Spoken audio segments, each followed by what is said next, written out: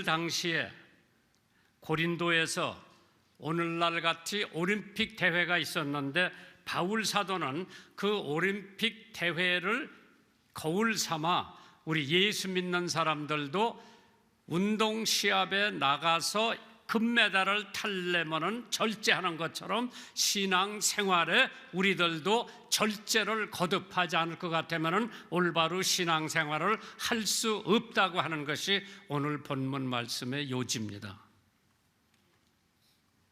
우리 인생도 마라톤 경주와 같습니다. 어떤 사람은 지금 초반에 달리고 있고 어떤 사람은 중반에 달리고 있고 저 같은 사람은 후반에 달리고 있는데 오늘 본문 말씀을 통해 인생의 경주를 하는 사람으로서 과연 제대로 다름질하고 있는지 또한 어떠한 마음가짐으로 경주에 임하는지 오늘 말씀을 통해서 함께 은혜 받는 귀한 시간 되기를 주님의 이름으로 축원합니다. 올림픽 대회에서 로마 올림픽 대회가 1960년에 있었는데 그 올림픽 대회에서 마라톤 금메달 탄 사람이 누군가 아는 사람 손 들어보세요. 아프리카 사람인데 아베베라고 하는 사람이 올림픽 마라톤에서 2연패를 한 선수인데 단지 2연패했다고 하는 데 대해서 그 사람을 평가할 것이 아니라 20대 뒤늦게 마라톤에 입문해서 1960년 로마 올림픽에 맨발로 출전을 해가지고 우승을 한 사람이 아베베라고 하는 선수죠. 이것은 전 세계 사람들에게 고정관념을 깨워주는 마라톤 대회였었죠. 첫째로 당시 열악한 환경 때문에 아프리카 선수는 절대 금메달을 딸 수 없다고 하는 관념을 깨고 두 번째, 인간의 한계를 넘어서 2시간 20대 그러니까 2시간 20분대의 벽을 깨트린 사람이 아베베 마라톤 선수죠. 이러한 고정관념을 깼는데 그 모습을 본 많은 아프리카 어린아이들은 육상에 대한 꿈을 품고 지금처럼 훌륭한 아프리카 육상 선수들을 많이 나오게 된 원동력이 아베베에서부터 시작했다고 그러죠. 멕시코 올림픽에서 다리를 부상당하면서도 경기 출전했던 아베베는 동료인 마모의 페이스를 조정해주고 도와주기 위해서 올림픽을 2연패했고 사고까지 당했지만은 팀 종료를 돕기 위해서 군말 없이 출전을 한 사람이 아베베 마라톤 선수입니다.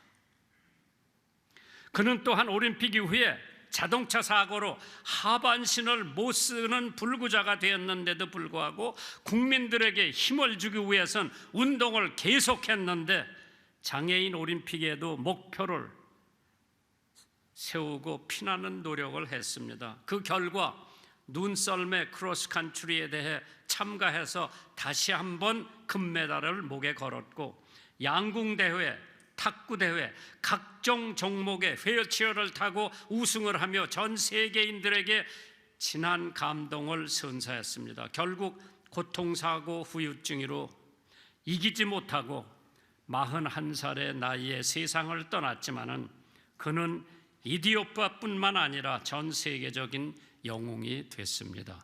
무엇을 위해서 목표를 세워서 살 것인가? 그 사람이 올림픽 마라톤 경기대회에서 이 연패를 한 것은 적지 않은 절제를 했기 때문에 이루어졌다고 하는 얘기입니다.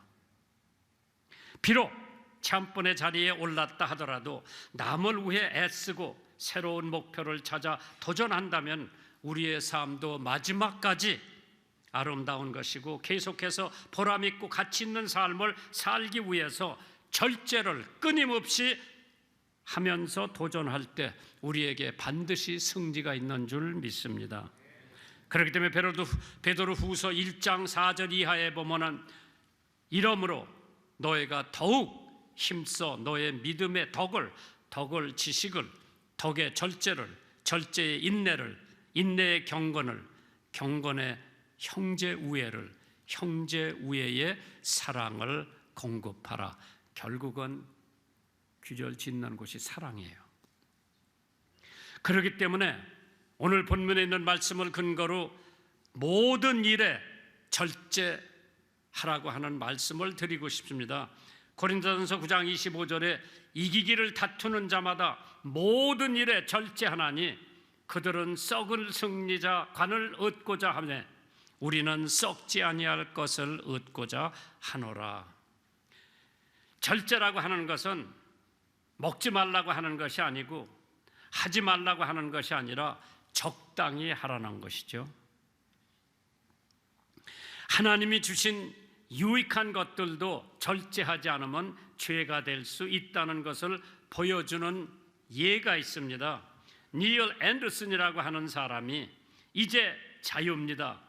The Bondage Breaker 그런 책을 썼는데 거기 무슨 얘기를 쓴 거 하니 앤더슨 박사가 육체적 휴식이 게으름이 될 수가 있다.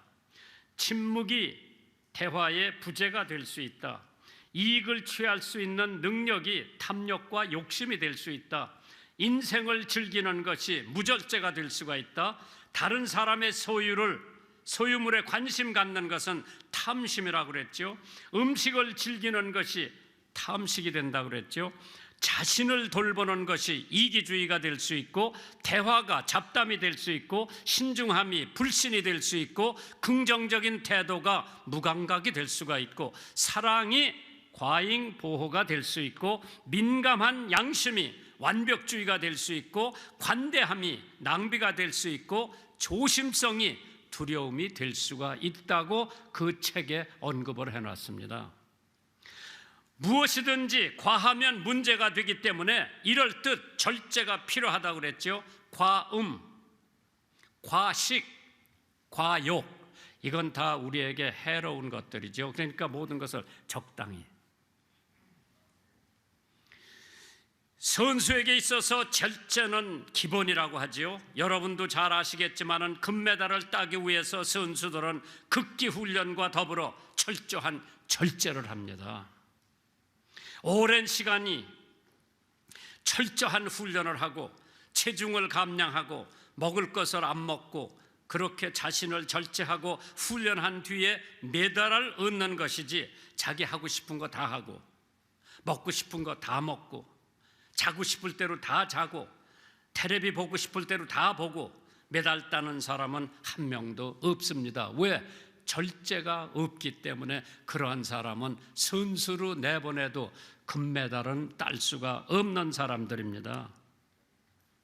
하물며 인생의 경주를 하는 우리들은 썩지 않을 것을 얻기 위해 자신을 절제해야 하는 것은 당연한 이치라고 그랬죠. 14세기에 벨기에 왕이 한 분 있었는데 그 사람이 이름이 레이먼드예요. 백성들에게는 전혀 관심이 없고 오로지 맛있는 음식만 찾는 어리석은 임금이었습니다. 결국 반란을 일으켜 왕의 자리에서 쫓겨났으며 그의 사촌 형이 새로 왕이 되었습니다. 그러나 사촌 형이 차마 자기 사촌 동생 왕 레이먼드를 죽일 수가 없어서 감옥에 가둬 놨어요. 그 감옥을 새로 만들었다는데 문이 굉장히 작은 문이래요. 그러나 그 크기가 뚱뚱한 것만 줄이면 나올 수 있는 문이래요. 거기다 갖다 넣고 매일 진수성찬을 들여보냈대요. 너는 백성을 돌보지 않고 자기 안위만을 신경 썼다. 만약 음식에 대한 탐욕을 이겨내 살이 빠지면 이 문으로 나올 수가 있다면서 그러면 너는 자유한 몸이 될 수 있지만 음식의 유혹을 이기지 못하고 절제를 못한다면 평생 그 감옥소에서 살아야 한다고 사촌형 왕이 동생한테 그렇게 얘기를 했습니다. 그러나 막상 문이 생각보다 작지 않아 레이먼드가 조금만 노력한다면 충분히 나와 자유의 몸이 될 수 있었지만은 그는 한 번도 음식의 유혹을 이겨내지 못하고 결국 죽을 때까지 감옥에서 벗어나지 못하고 감옥에서 죽었다고 합니다. 왜? 절제가 없었던 레이먼 왕은 그 차려주는 음식을 절제를 하면 될 텐데 못 절제하고 그냥 감옥소에서 죽었다고 그러죠. 1차적인 욕구에 사로잡힌 사람은 참된 자유를 누릴 수가 없습니다. 인생의 최고의 자리에 예수님을 모심으로써 우선순위를 절대로 정하기 바라고, 피조물의 노예가 되지 않고 하나님 자녀로서 피조물을 다스리게 됨을 기억하면서 먹고 마시는 일보다는 주님 나라 건설에 시간과 돈을 쓰는 지혜롭게 절제하는 복된 성도들이 되시기를 주님의 이름으로 축원합니다. 고린도전서 9장 25절에 이기기를 다투는 자마다, 1등을 하기 다투는 자마다 모든 일에 절제하나니 그들은 썩을 승리자의 관을 얻고자 하되 우리는 썩지 아니할 것을 얻고자 하노라. 그런 까닭에 성도에게 있어서 절제는 어떠한 의미를 갖고 있나? 그것은 십자가에 자신의 정욕과 욕심을 못 박는 것이라고 그랬죠. 자기를 부인하는 것이라고 했습니다. 성경에 자기를 부인하고 자기 십자가를 지고 날마다 나를 쫓는 자라야 예수님의 제자가 될 수 있다고 하는 것처럼, 예수님의 제자가 되려면 절제가 있어야 돼요. 자기의 혈기와 육신의 만족대로 사는 것이 아니라 하나님의 뜻대로 사는 것이 절제입니다. 갈라디아서 5장 24절에 그리스도 예수의 사람들은 육체와 함께 그 정욕과 욕심을 십자가에 못 박은 사람들이라고 그랬죠. 자기 혈기와 육신의 만족대로 사는 사람이 아니라 하나님의 뜻대로 사는 것이 절제라고 했습니다. 그래서 바울 사도는 나는 날마다 죽는다. 고린도전서 15장 31절에 형제들아, 내가 그리스도 예수 우리 주 안에서 가진 바 너희에게 대한 나의 자랑을 두고 단언하노니, 바울 사도가 얘기해서 나는 날마다 죽노라. 내 몸을 쳐서 복종케 한다고 그랬죠. 친다고 하는 것은 굴복시킨다고 하는 것입니다. 사도 바울은 마치 권투 선수가 척수를 치듯이 자신의 생각과 의지를 그렇게 쳐서 주님께 완전히 굴복하고 복종한다고 하는 뜻이 이 말씀에 내포되어 있습니다. 지금 우리가 살고 있는 시대는 하나님보다는 돈과 쾌락과 명예의 시대입니다. 우리가 보는 대로 듣는 대로 받아들이면 넘어질 수밖에 없고 세속에 물들 수밖에 없지만은, 그렇기 때문에 영적 다름질에서는 승리하기 위해서는 절제가 필수적입니다. 우리 일상생활에 절제가 없으면은 하나님을 위해서 일하는 것이 굉장히 힘듭니다. 그래서 바울이 나는 날마다 죽는다. 절제는 자동차의 브레이크와 같다고 그랬죠. 브레이크가 고장나면 차를 멈출 수가 없어 큰 사고가 나고 생명을 잃어버리게 되죠. 미국 역사상에 가장 존경받는 대통령이 아브라함 링컨이라고 그러죠.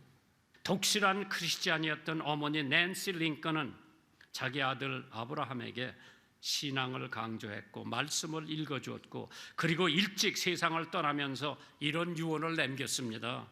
아들아, 평생 정직하고 바르게 살아야 한다. 비록 너에게 재산은 한 푼도 물려주지 못했지만 더 큰 신념과 신앙을 물려주었기에 엄마는 기쁘게 눈을 감을 수가 있단다. 이 유언을 평생 간직하고 살던 아브라함 링컨은 스스로 절제하며 몸과 시간에 해로운 일들을 하지 않았다고 하죠. 그리고 후에 대통령이 되고 링컨은 자신의 모든 성공을 어머니의 공로로 돌렸다고 합니다. 그가 이렇게 말했대요. 지금의 나의 이렇게 될 수 있을 거라 생각했던 희망, 나의 모든 좋은 습관은 모두 어머니에게서 물려받은 것이라고 고백을 합니다. 신앙은 단순히 교회와 성경에서 배우는 것이 아니라 부모님과 또 그들의 행동과 그들의 말을 통해서 전송되는 거라고 그랬죠. 말씀과 신앙보다 더 값진 것이 없기에 믿음은 자녀들을 통해서 가문 대대로 전해져야 합니다. 자녀들을 정말로 위한다면은 그 어떤 재산과 능력보다 할머니와 어머니 윤회계처럼 신앙의 유산을 자식에게 물려주시고 성령의 9가지 열매를 맺는 삶을 살 수 있도록 자녀들을 양육하는 것이 부모로서 가장 좋은 것을 선물로 하는 것이라고 했습니다. 디모데후서 1장 5절에 이는 내 속에, 디모데에게 한 얘기죠. 바울 사도가 이는 내 속에 거짓이 없는 믿음이 있음을 생각함이니라. 이 믿음은 먼저 내 외조모 외할머니 로이스와 내 어머니 유니게 속에 있더니 내 속에도 있는 줄 확신하노라. 디모데는 외할머니 신앙, 어머니 신앙을 그대로 본받아 가지고 바울 사도의 동역자가 돼 가지고 훌륭한 하나님의 일꾼이 되었다고 하지요. 어떠한 것을 나누어 줬길래 갈라디아서 5장 22절에 오직 성령의 열매는 사랑과 희락과 화평과 오래 참음과 자비와 양선과 충성과 온유와 절제라고 그랬어요. 처음에는 사랑, 마지막에는 절제로 끝마치는 거죠. 사랑과 절제 가운데에 7개의 열매가 있는 거예요. 사랑과 절제 안에 그 7개의 열매를 맺어서 그렇게만 생활한다고 할 것 같으면 그 사람은 이 세상에 와서 잘 살고 하나님 섬기다가 간 줄 믿으시기 바랍니다. 절제가 중요하지만 절제가 말처럼 쉽지는 않습니다. 육적인 것, 세상적인 것에 대해 절제를 하려면 영적인 것에 몰두를 해야 됩니다. 영적으로 빈곤해지면, 영혼이 메마르게 되면 인간의 본능적으로 하나님이 아는 다른 것들을 통해 위로와 만족을 얻으려고 합니다. 그래서 더 많이 먹고 더 많이 마시고 더 많이 소비하고 더 많이 술 취해야 되는 줄 아는 사람들이 많이 있습니다. 그런데 더 많이 먹고 더 많이 마시고 더 많이 사고 더 많이 취한다고 해서 위로받는 것이 아닙니다. 그것은 잠시뿐이고 더 큰 공허감에 시달리게 된다고 합니다. 그것 때문에 우리 인간은 하나님과 관계가 바로 서는 것이 가장 중요하고 하나님과의 관계가 바로 서게 될 때에 절제가 더 수월해진다고 했죠. 하나님의 영으로 충만할 때 절제가 잘 될 수 있습니다. 하나님을 더욱 알아가려는 열망, 영적인 것에 대해 열망을 갖는 것이 절제의 근본이라고 그랬죠. 고린도전서 9장 26절입니다. 그러므로 나는 다름질하기에 방향이 없는 것 같이 아니하고 싸우기를 허공을 치는 것 같이 아니한다. 인생의 올바른 목표를 가지라고 하는 거죠. 사도 바울은 다름질하기를 방향이 없는 것 같이 하지 말라고 그랬죠. 다시 말해서 목표를 세우라고 그랬어요. 오늘 여러분들이 내가 지금 사는 목표가 뭔가 한번 생각해 보세요. 목표가 없으면 아무리 열심히 달려도 소용이 없습니다. 열심히 달려온 노력과 수고가 다 헛것이라고 그랬죠. 목표가 없으면 실패하게 마련입니다. 그러나 목표를 볼 수 있으면 성공합니다. 사도 바울은 다름질할 때 목표 없는 것처럼 하지 말고 이럴 듯 인생의 경주에 목표를 중요시해야 됩니다. 빌립보서 3장 13절 이하에 표대를 향하여 그리스도 예수 안에서 하나님 위에서 부르신 부름의 상을 위하여 쫓아가라 그랬죠. 바울 사도 목표가 있었어요. 여러분과 저도 목표를 세워놔야 돼요. 표대를 향해서 예수 그리스도 안에서 하나님이 위에서 부르신 부름의 상을 위하여 쫓아가노라. 목사님 목표가 뭐예요? 나더러 물어보면 내 목표는 전도예요.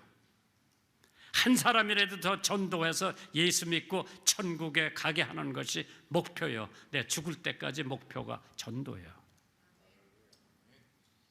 돈도 아니요, 행락도 아니요, 명예도 아니요. 제 목표가 하나 있다면은 예수 믿고 목사가 된 후에 전도가 제 목표예요. 목표가 있더라도 올바른 목표가 아니면 소용이 없습니다. 그래서 바울 사도는 26절에 보면 싸우기를 허공을 치는 것 같이 하지 말라고 그랬죠. 우리의 적을 쳐야 하는데 적은 치지 않고 허공을 치면 아무런 효과가 없다고 그러죠. 예수 그리스도가 아닌 물질, 권세, 쾌락, 육체의 아름다움을 목표로 삼고 인생의 경주를 한다면 마지막에는 반드시 허무해지게 되지요. 반드시 후회할 것입니다. 인생의 경주의 목표가 하나님 사랑, 이웃 사랑, 하나님의 영광을 위해 사는 것으로 두시기를 바랍니다. 그것만이 후회 없는 올바른 목표가 될 겁니다.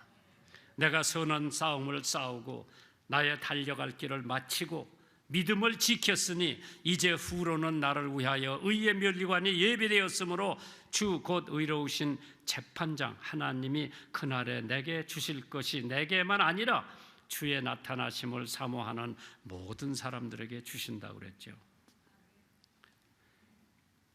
1492년 신대륙을 발견하려고 본국을 떠났던 크리스토퍼 콜럼버스는 사실 황금의 눈이 어두웠던 사람이라고 합니다. 그가 미국 대륙을 발견한 것도 돈 때문에 황금 찾으러 나선 길이었다고 합니다. 이 크리스토퍼라고 하는 이름이 자기 부모가 지어줬는데 그리스도를 마음속에 간직하고 사는 사람이라고 하는 뜻이에요. 크리스토퍼라고 하는 게. 그러나 그렇게 살던 콜럼버스가 어느 날 진정한 기독교인이 될 것인가 아니면 끝까지 황금을 쫓을 인생이 될 것인가 기로에 서서 그에 대한 해답을 얻기 위해서 눈물을 흘리며 밤을 새가며 기도를 드렸습니다.